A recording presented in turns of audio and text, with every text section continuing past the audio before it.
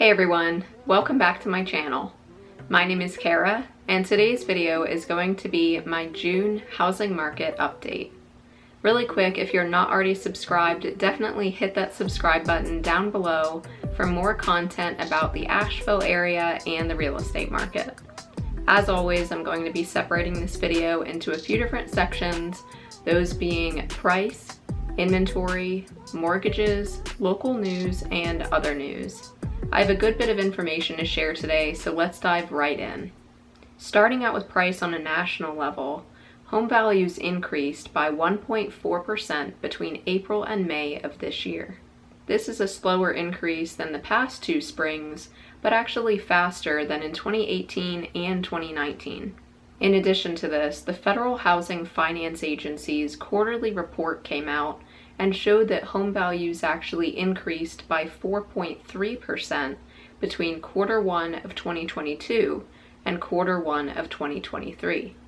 Now that is a somewhat interesting statistic on its own, but there's actually one part of this report that I found particularly important to share with you guys, and that is that North Carolina was actually within the top 3 states for the largest increase within that time period.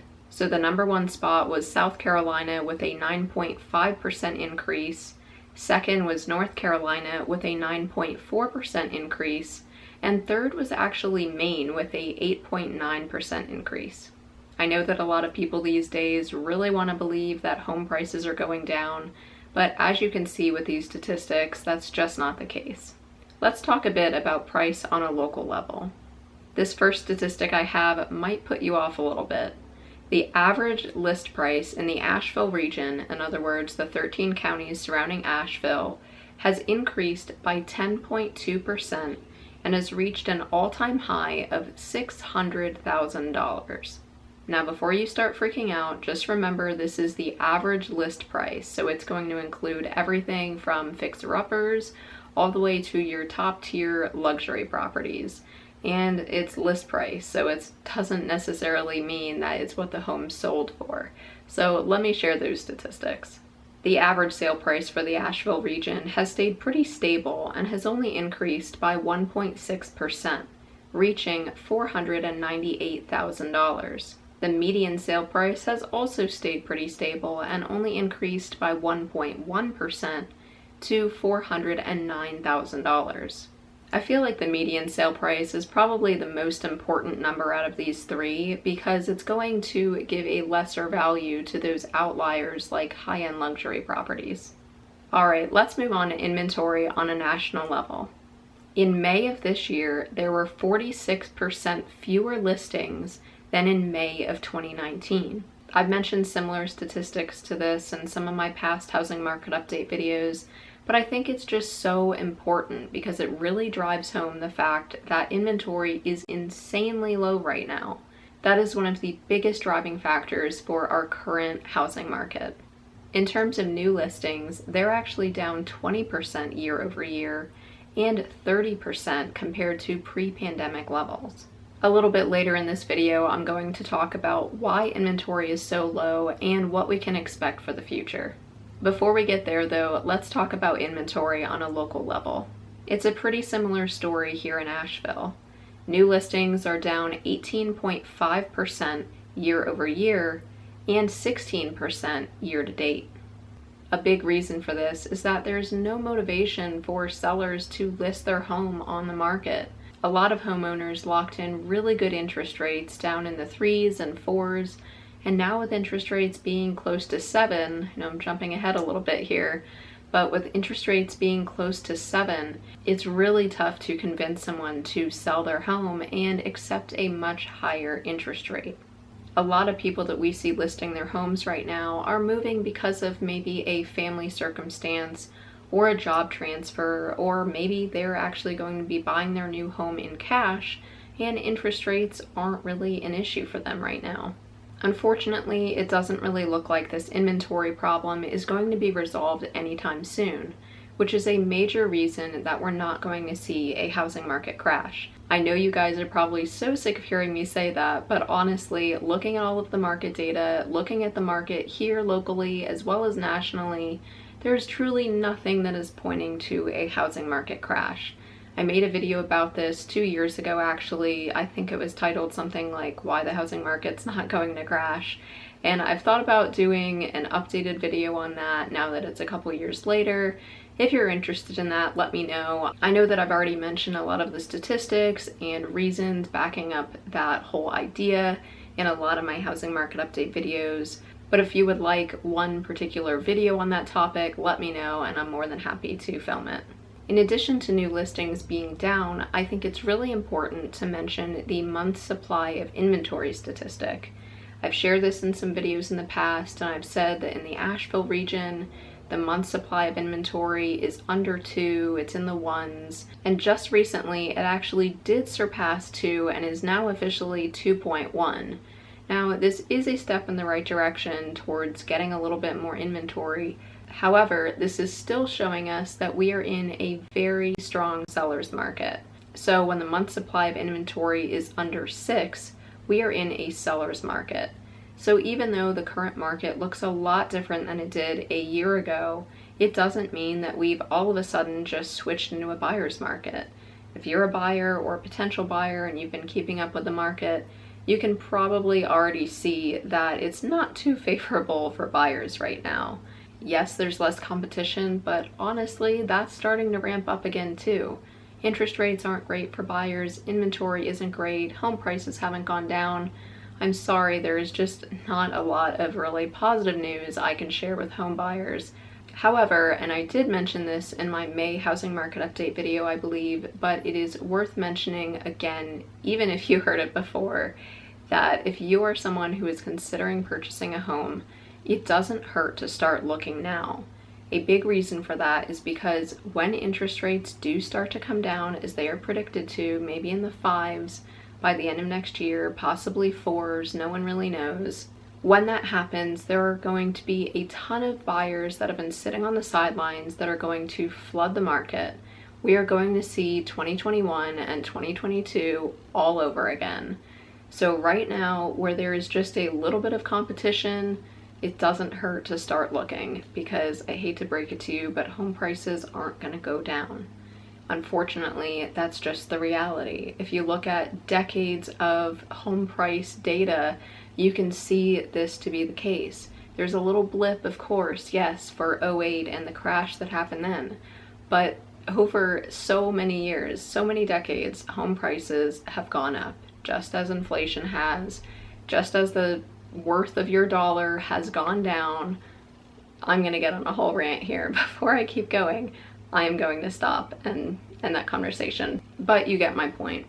Right now, there is less competition, and if mortgage rates do end up dropping, you can always refinance. Well, that is my little spiel on inventory and the current condition of the housing market, but I still have a bunch more statistics to share, so hang in there. Let's talk about mortgage news. Rates for a 30-year fixed mortgage have now surged to 6.91%. Not too surprisingly, 91.8% of homeowners that have a mortgage have an interest rate under 6%. As I said earlier in the video, this is a huge reason for the current housing market situation, because homeowners don't want to give up their low rate and be stuck with a higher one. According to a recent Redfin survey, 27% of homeowners that are considering listing their homes would feel a greater sense of urgency if interest rates dropped to 5% or lower. If you think back to what I said a few minutes ago in the video, I said that when interest rates do drop, maybe in the 5s, maybe in the 4s, possibly by the end of next year, no one really knows, it's going to cause a huge burst in the housing market. That doesn't mean a crash, that doesn't mean home prices are falling. It's going to mean the opposite. It's going to mean that inventory is going to increase, buyers are going to come back on the market, crazy competitive offers are going to be coming back, and home prices are going to increase again because of this demand. Now, before you come after me, this is what I'm saying is going to happen if interest rates do drop to those levels, because I can tell you just from personal experience, a lot of people that I had talked to last year that maybe couldn't find the home they were looking for, or just decided to put their home search on hold for a while, those people do still want to move. They do still want to live in Asheville. They do want to sell their home and downsize. They do want to buy a bigger home for their family, etc. And they are still eager to do that, but they're just waiting for what they feel like is the right time. And I know that I'm not the only one that has noticed that. So I'll stop with my little rant again, but just keep that in mind for the future. Along this same line, economists have started to modify some of their predictions of interest rates, and instead of seeing them stabilize and then start to drop, some economists are saying that we're going to see them increase and then stabilize and then drop, which honestly we're already starting to see, because earlier in the year we saw interest rates kind of in the, I want to say, low sixes. I'm pretty sure that's where they were. And then now we're up to 7 again. So we've already seen a break in the prior prediction. So this is pretty much holding true. I haven't heard too much talk about foreclosures and things like that, but I know there was a time over the past year where I had people ask me, when are foreclosures going to start flooding the market, and when are we going to see people start to not pay for their mortgages? Because yes, inflation has gotten pretty bad.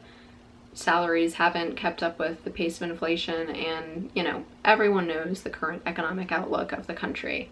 But I do want to say that mortgage delinquency rates are actually very low. This chart will really drive that home. Lenders are not lending to people with very low credit scores. They are really only lending to highly qualified people that they are very confident will be able to continue to pay for their mortgage. And as I said earlier, a lot of people do have interest rates locked in that are quite low. All right, let's move on to some local news. 80% of Asheville residents support a ban on single-use plastic bags and also styrofoam. 7,000 residents actually participated in this survey. I was one of them. And the city plans to finalize an ordinance this fall.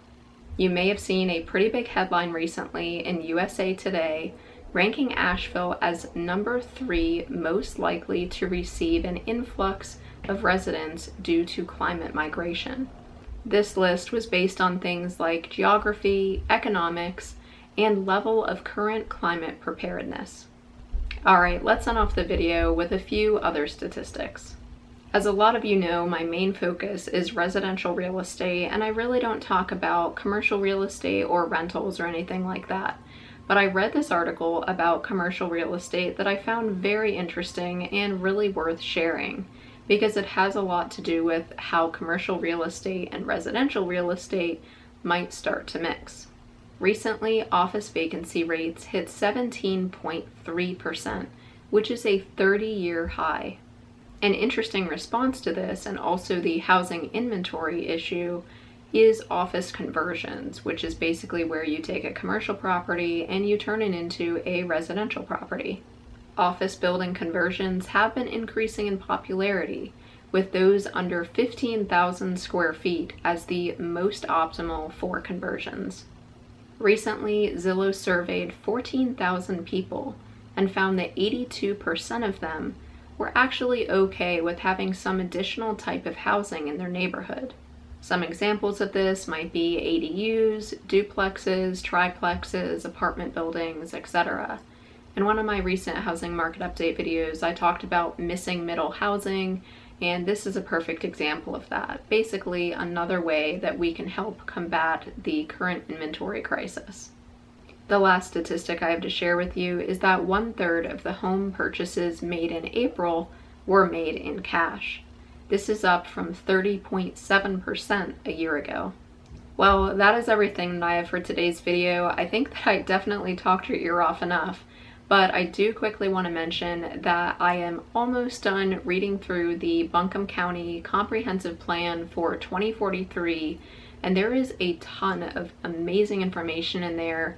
Super interesting. It's like a 215-page PDF, and I am very close to being done. I think I have 20 or 25 pages left to read, and I have taken some notes, and I'm planning to do an entire video just on the comprehensive plan and basically what Asheville's plan is for the next 20 years. I found a lot of it very interesting, and I think that a lot of you guys will too. So I'm planning to do that video pretty soon, but if you are not already subscribed, definitely hit that subscribe button down below and hit the bell so that you are notified when that video pops up, as well as other videos that I have planned for the future. Also, don't forget to hit that like button, comment down below, let me know if you have any questions on today's video or real estate or Asheville or me or anything. I love to hear from you guys. You know I'm always available if you want a copy of my home buyer guide, a free comparative market analysis on your home, if you want to meet for coffee when you are in town, really anything. I love to hear from you. So reach out anytime, and I will see you all very soon in the next one.